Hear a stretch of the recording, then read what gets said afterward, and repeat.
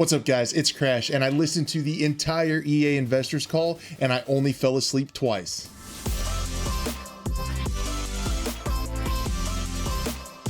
All joking aside, guys, we have a ton of information to cover, so we need to get right into it. As always, things will be time tagged down below so you can check out what you're interested in, but the flow of the video is going to go like this. At first, we're going to look at a timeline of how things are shaping up based on official information we've gotten over the last 2 days, when we can expect to start to see things. And then we are going to look at the conference call itself, take high points, including information about past gen consoles. I think that was kind of the big blockbuster takeaway of the call. And then at the end, I'd like to give my opinion on kind of the SOONtm marketing and how that is going thus far and how I think that could have been improved, but I'll save that opinion piece for the end of the video. But yeah, let's get right into it, guys, and look at a timeline. So we don't have to go off cryptic Battlefield tweets or Jeff Grubb information anymore. It has been confirmed that the reveal and the trailer will be in June. This happened in the conference call. They said that. And so that's what we're going to go with. Also, they announced today that EA Play is actually going to be in July. Now, in the past, it's always been right alongside E3.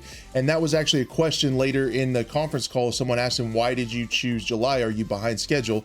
And the CEO, Andrew Wilson, said, no, we're not behind schedule. That's just when we wanted to do it. Now that things are more fluid, with everyone staying at home, everything's more in a virtual environment, especially with E3, they don't feel tied to that time frame. So they said that lines up best with their game launches and what they wanted to do. So basically they're not constrained by E3 anymore. So we look for more stuff in July. How I see this happening is it appears we're going to get a reveal in early June, a reveal event, its own separate Battlefield event away from EA Play.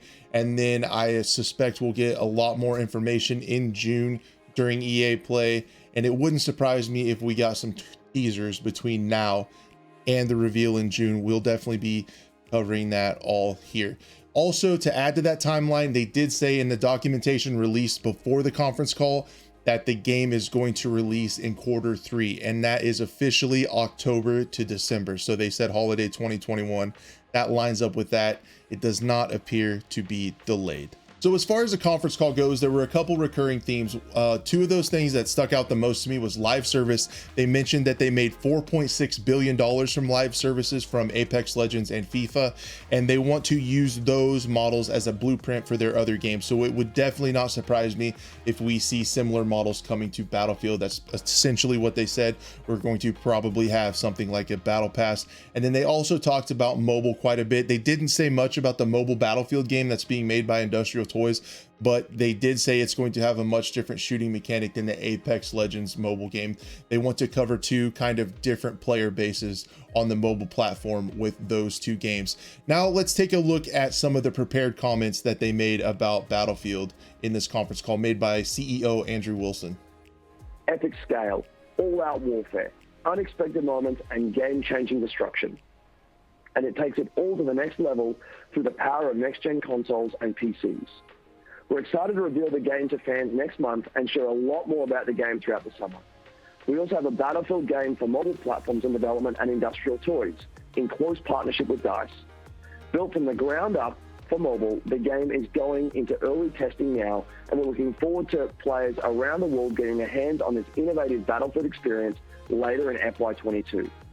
As I mentioned before, our strategy is to grow Battlefield as we have with our other blockbuster franchises like FIFA and Apex. Best-in-class gameplay, deeply engaging live service, a new mobile experience, and more ways to play that we'll introduce to reach more players all over the world. So there wasn't a lot of new information in that statement. However, at the end, he did say there are more ways to play, which I'm sorry, my brain immediately goes to Battle Royale, but I digress. The biggest takeaway from the conference call, in my opinion, was that Andrew Wilson said it is coming to last-gen consoles. This is great news for everyone who hasn't been able to get their hands on the new consoles yet. He still talked about at length about how they are taking full advantage of next gen. But when concern was voiced later on in the question, someone said, you know, is the last gen going to be okay? Is it going to have problems? Is it going to get the same amount of love? Andrew Wilson said the team is very talented at working on cross-generational games. He said they are going to get the very most they can out of last gen to still deliver a very stunning experience on last gen, while still taking advantage of all of the things of next gen. Now that sounds great on paper. That is much easier said than done. In the past games, Black Ops 3 comes to mind, that was on last gen. Current gen had a little bit of trouble with that last gen version, but hopefully they can come through and deliver on that, on having it across all generations. That's going to bolster the player numbers a lot. That's going to include everyone, and no one is going to be left out in the dark on this next game. Towards the end of the call, someone asked if there was going to be a premium experience or a battle royale.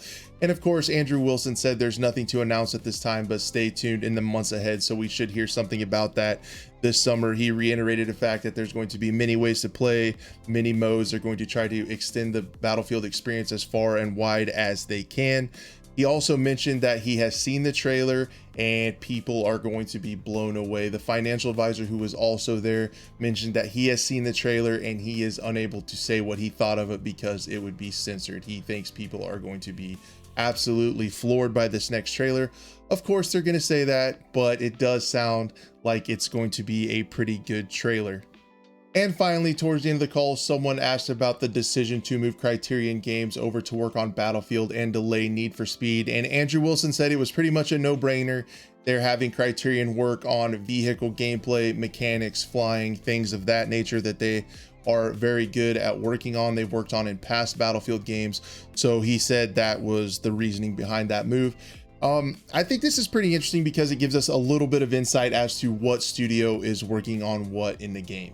So at the end of the video, I just wanted to give my opinion on the last few weeks.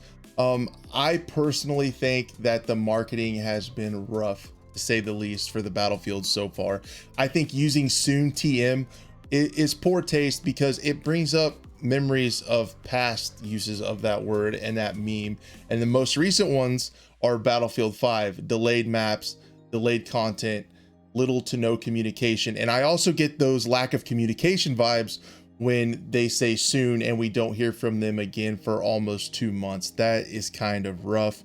I think there could have been a lot better ways to deliver that information. I think they could have put little visual teasers in there. People went nuts over the blog post, just the background with the words Battlefield. Everyone loved that.